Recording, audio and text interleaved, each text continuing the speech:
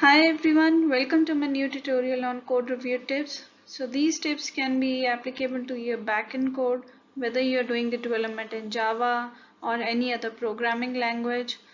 It will apply to the front end as well to your Android and iOS section. So please follow these code review tips. It will help you develop some of the best practices in your project. So code review is pretty essential to maintain the code quality. So listing few review tips on the basis of design principle. First is the dry, don't repeat yourself to avoid the repetition of the code.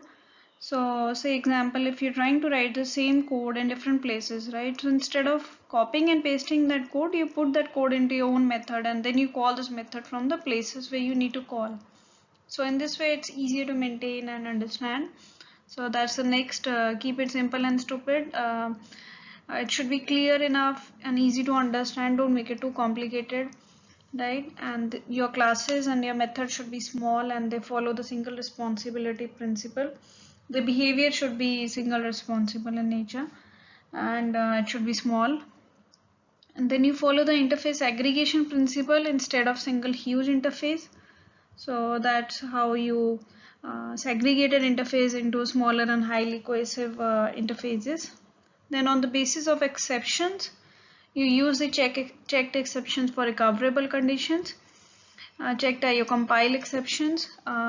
Then you use the runtime exception for the programming errors, but make sure you don't ignore the exceptions, right? You do proper error handling of your different error codes for different scenarios, be it the 200 series or 400 series or 500 series. You catch all those errors into the HTTP status code in different scenarios, and then avoid using generic exceptions.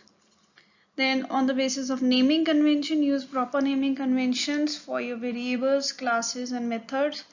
The names enough should be sufficient to suffice the purpose that your method is performing, right? It should be clear enough. Then you follow the proper folder structure. On the basis of comments, you document the comments clearly, but make sure you avoid the unnecessary comments and they should be used only for the clarification of the code. SQL, you avoid the unnecessary dynamic SQL and you use the prepared statement. So dynamic SQL is basically constructed, it's passed and executed dynamically at runtime. So the reasons to avoid using it is due to security. Basically, it opens up the door to SQL injection, right? There can be leakage of sensitive data. Also, in terms of performance, the overhead of executing is high, dynamic SQL, and maintainability. The code you write to support the dynamic SQL is actually literally more harder to understand and difficult to maintain. So try avoid using unnecessary dynamic SQL and use proper data types defining the SQL queries, right? And rather than fetching the entire table, you fetch from the specific columns to avoid the unnecessary load on the query. Then on the basis of testing, you write the valid JUnit testing, test cases, valid test scenarios, do a proper unit testing of your code, and make sure once you deploy the build and you build is merged to the environments, right? So make sure your build is working fine, right? Don't avoid any build failures. Then on the basis of logging, don't log any sensitive information. Make sure we do not log it, right? Anywhere in the code, we don't log any kind of sensitive information like username or password or any other information. Then you log the messages properly. So you have different logging levels. So make sure you log properly on the basis of that parameters. So some of the code review tips on the basis of coding styles, it can be you follow a consistent coding style or a consistent indentation, right? So corresponding to different editors, you have some coding style plugins which can be used. So please make sure you follow the consistent style. Your code should be clean enough, don't avoid any hard coding values, and you release the specific resources, as in you create a connection object, statement, or a result set. Make sure to close those objects. There should be clarity of the code you write. Also, the marker interfaces, use marker interfaces to define the types, and for unnecessary objects, try avoiding creating unnecessary objects.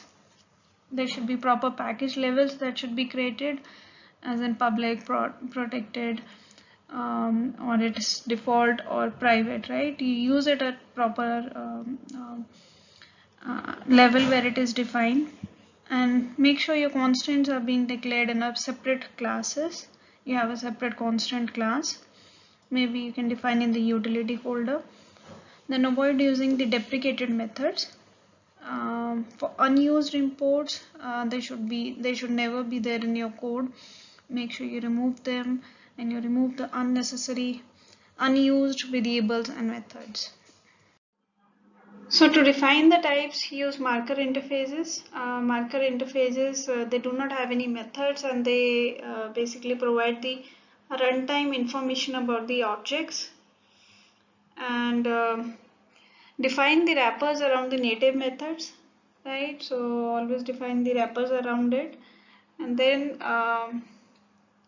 for overriding the methods, you always override the hash code when you override the equals method. Else, it basically results in the violation of the contract of the object class. So basically, your two different objects, they may or may not have the same hash code, but two equal objects must always have the same hash code as defined by the contract of your hash code method. So checking for this hash code is first is an early exit condition, right? And also you override toString method. So basically your toString, implementing the toString, it overriding it returns the desired output. It can be any state of the object depending upon your implementation.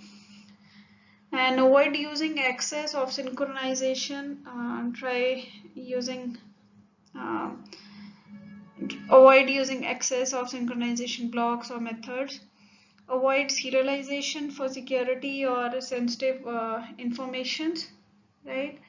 And then use executors to tasks and thread, right? So executors are basically your interfaces. It provides you a way of decoupling your task, right? Decoupling your task submissions, and how basically your task should be run depending upon your thread use and the scheduling.